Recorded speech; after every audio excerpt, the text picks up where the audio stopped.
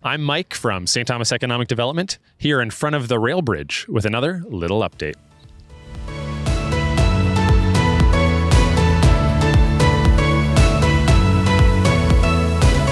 Okay, we're back on the Yarmouth Yards industrial site today in front of the rail overroad bridge, and we're joined by Chris from Amico. How's it going, Chris? Good. How are you, Mike? Doing very well. Thanks for taking the time to join us. I understand there's going to be some exciting work going on here in the next couple of days. We're putting some girders up. Tell me about the project.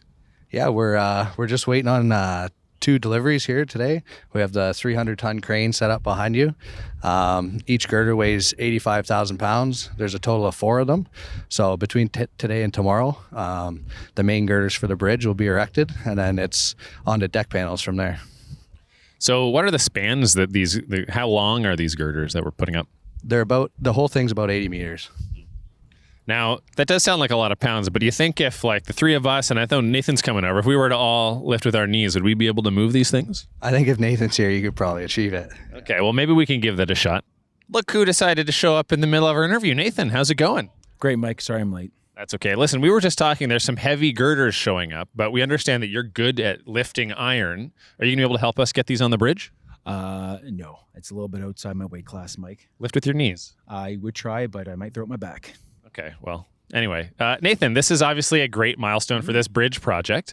What does this enable in terms of the broader development of Yarmouth Yards by having this bridge here? Well, it's kind of a culmination of a lot of hard work that we've done on the site as to like finally seeing like the last pieces of the bridge being put together, but also it unlocks a lot of economic opportunity for this site because it gives us rail access, which can change the amount of goods that can be brought to this site for Paraco, but also for other potential investors that want to locate to Yarmouth Yards.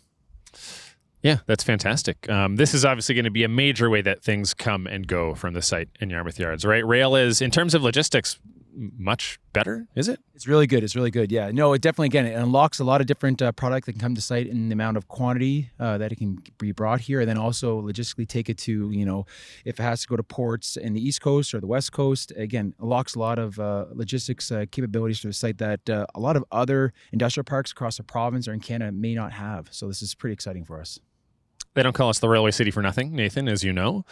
So up rail of this, what development's going to be coming up in the next little bit? Well, beyond the spur and the bridge, Amico is going to be completing our rail shunting yard. And so we're going to be building that over the next year and a bit. So we'll be wrapping up towards the end of next year. And then all of the other infrastructure work that's going on the site with roads and sewer, water main, stormwater management ponds, pumping stations, we have a full slate for 2025 and 2026.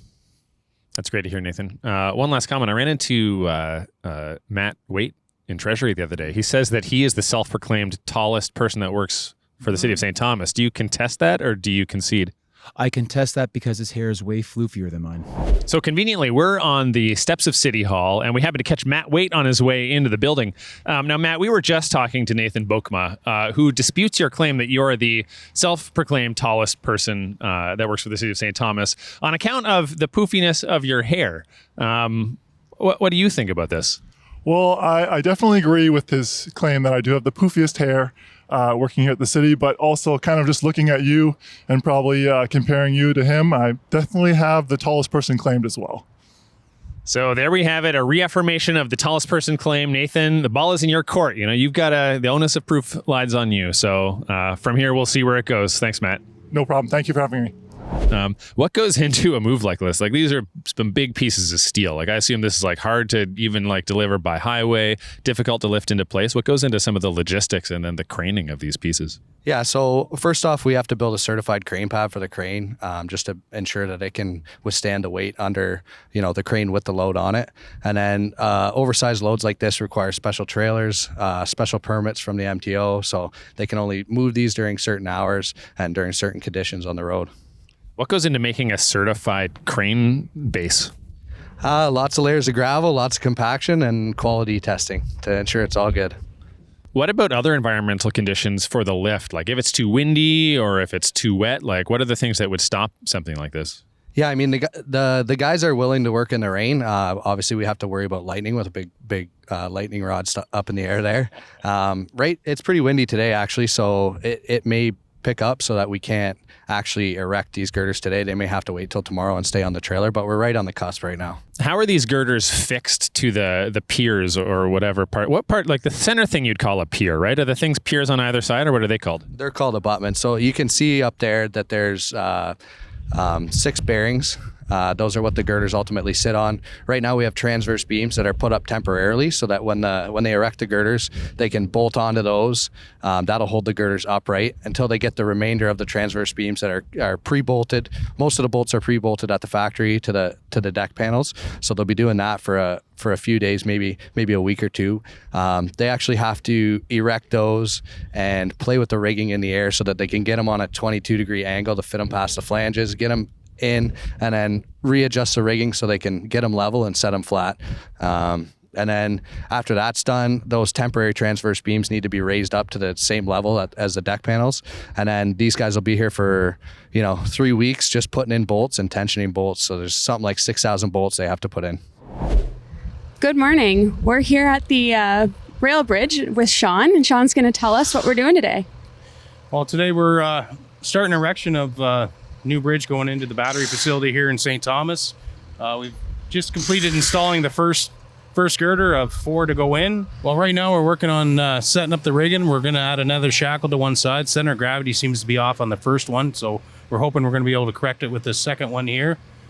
And as long as the wind stays down, we'll be flying this in the next 10 minutes. We've heard it said that your job is the best job to have on site. Well, absolutely, but it's not for the faint of heart. It comes with its struggles. A lot of heavy lifting, day-to-day workouts. I'd say it takes a good 10 to 15 years to get really comfortable in this trade.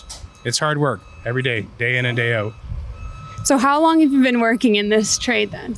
I would say just over 25 years, pushing the 30-year mark. I really enjoyed it, got into it right out of high school. Going to get to retire nice and young and enjoy the rest of my life. What advice would you give to somebody looking to get into this career? Get in as soon as possible. If you're finishing high school now, put your resume in. Let's get you in. Let's get you out. Get you retired at a young age. So after these girders are up and this work is done, what then goes on top of this to build the structure and eventually the ballast and bed for the rail?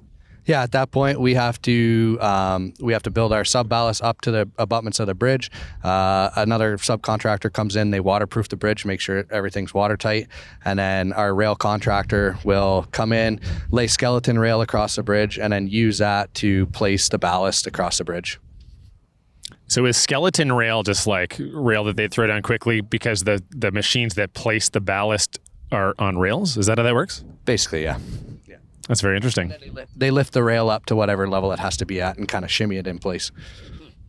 So you use rails to build rail? Yes, sir. Interesting. Well, as you can see, we're off the site now and we're back in front of City Hall. Graydon's pulled me out of my office just to wrap this one up.